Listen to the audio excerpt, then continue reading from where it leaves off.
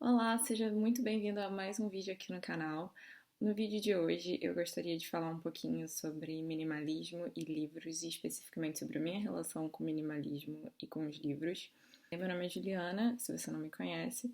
Esse é o segundo vídeo aqui do canal. Tem um outro vídeo sobre minimalismo, especificamente sobre a minha relação com o minimalismo, como eu comecei nesse mundo minimalista, digamos assim.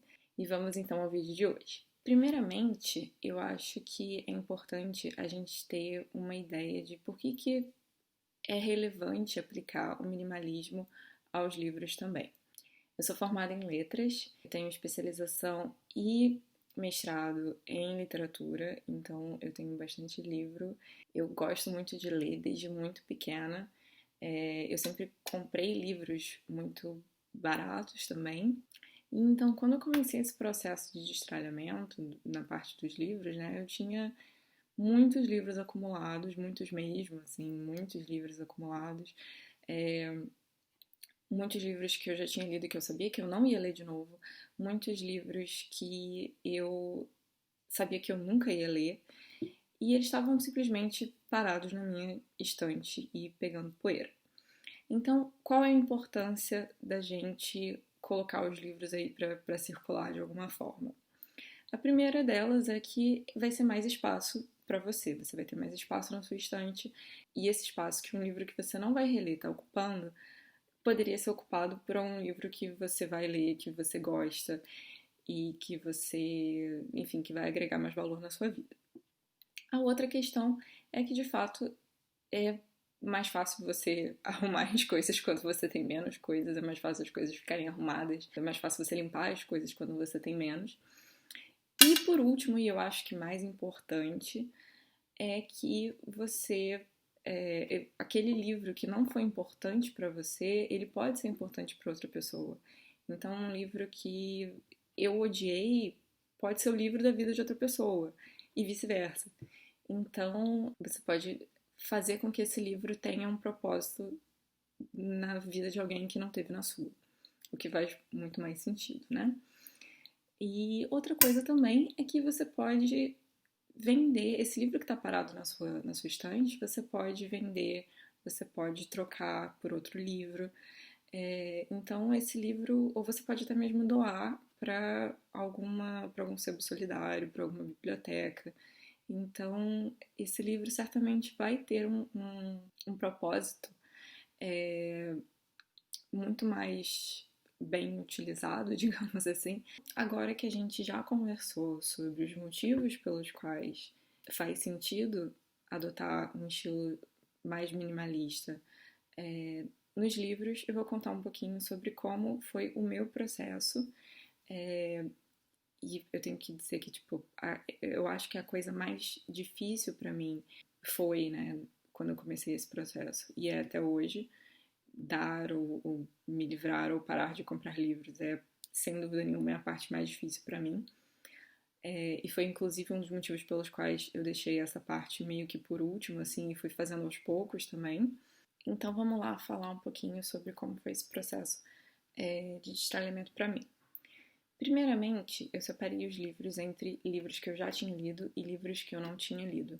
Para mim foi mais fácil começar pelos livros que eu já tinha lido, porque eu conseguia bater o olho imediatamente e ver quais livros tinham sido importantes para mim, quais livros eu queria ter comigo, quais livros eu queria reler e quais livros eu sabia que eu nunca mais na minha vida, provavelmente, iria reler.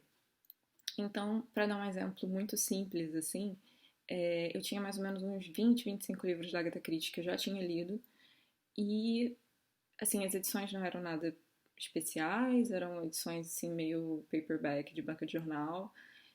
Eram livros que, na sua maioria, eu tinha gostado muito da leitura, mas eu sabia que eu não ia reler, porque a graça para mim era o mistério de desvendar quem era o assassino, enfim, então a partir do momento que eu já sei quem é o assassino, aquilo não fazia mais muito sentido para mim, para reler aquilo e manter aquilo na minha estante, né? Então você imagina 20 livros da Agatha Christie, deve ter sido, sei lá, isso é, é o tamanho da tela aqui, assim, que eu me livrei de uma tacada só. Então, o único livro da Agatha Christie que eu decidi, que eu não tinha lido ainda, quer dizer, que eu já tinha lido, que eu decidi manter comigo, foi O E Não Sobrou Nenhum, que, na minha opinião, é o melhor livro dela, dos que eu já li. E eu queria ter ele não só para talvez reler, porque eu sabia que muito provavelmente eu não iria reler ele, porque eu já sabia quem era o assassino e tal, mas foi um livro muito importante para mim. Eu não sei explicar exatamente porquê, mas foi um livro muito importante para mim e eu queria ter ele para poder emprestar para outras pessoas também. Então, esse eu acho que é o único livro da Agatha Christie que eu tenho, que eu li e que eu mantive. Então, o primeiro passo foi esse, separar esses livros assim que já de cara eu sabia que eu não ia reler. E dentre esses livros, além desses livros tipo Agatha Christie, assim, mistério, tinham livros também que assim que eu realmente não tinha gostado mesmo, mas também tinham aqueles livros que eu não desgostei, mas também não faziam não tiveram nenhum impacto sobre a minha vida, não foram nem um pouco marcantes assim. Então, esse também foi um critério. E o último critério foi ver se tinha algum daqueles livros ali que eu tinha mais de uma edição, porque eu não precisava ficar com mais de uma edição, né? Eu teve um tempo da minha vida, uma época da minha vida que o meu livro preferido era O Morro dos Ventos Vivantes, e eu tinha, assim, sei lá, umas 5 edições de Morro dos Ventos Vivantes. Algumas eram horrorosas e mesmo assim eu tinha, e só lia uma quando lia, então eu decidi ficar só com uma, ou no máximo duas, uma em português e uma em inglês. E até hoje são poucos os livros que eu tenho mais de uma edição, tem algumas exceções assim, mas no geral é uma coisa que eu evito. E então, com que tipo de livros que eu já tinha lido que eu fiquei? Basicamente com os livros que eram muito importantes para mim, né, como Harry Potter ou As Vantagens de Ser Invisível, por exemplo. Os livros que eu usava com mais frequência nas aulas, na faculdade, alguns clássicos assim que eu sei que eu vou ter que revisitar muitas vezes ainda ao longo da minha carreira nas letras, como por exemplo O Grande Gatsby ou Jane Eyre, que são livros ultra clássicos que apesar de eu ter gostado da leitura, não foram livros que me marcaram tanto assim, mas eu sei que são livros que eu vou esbarrar com eles uma vez ou outra ao longo da minha vida. E também alguns livros mais teóricos, que foram importantes, que não foram livros exatamente assim que eu gostei assim de ter lido, mas que eu sei que são importantes e que eu vou também, no mesmo caso dos livros clássicos, que eu vou esbarrar uma vez ou outra na vida. Mas mesmo dentro dos clássicos, muitos livros eu sabia que não tinham mais nada a ver comigo e que eu não leria de novo e que foram livros assim que só a gente lê assim para dar meio que um check assim de tipo, ok, li esse livro. E agora vamos para a parte mais difícil, pelo menos na minha opinião e na minha experiência, que são os livros ainda não lidos.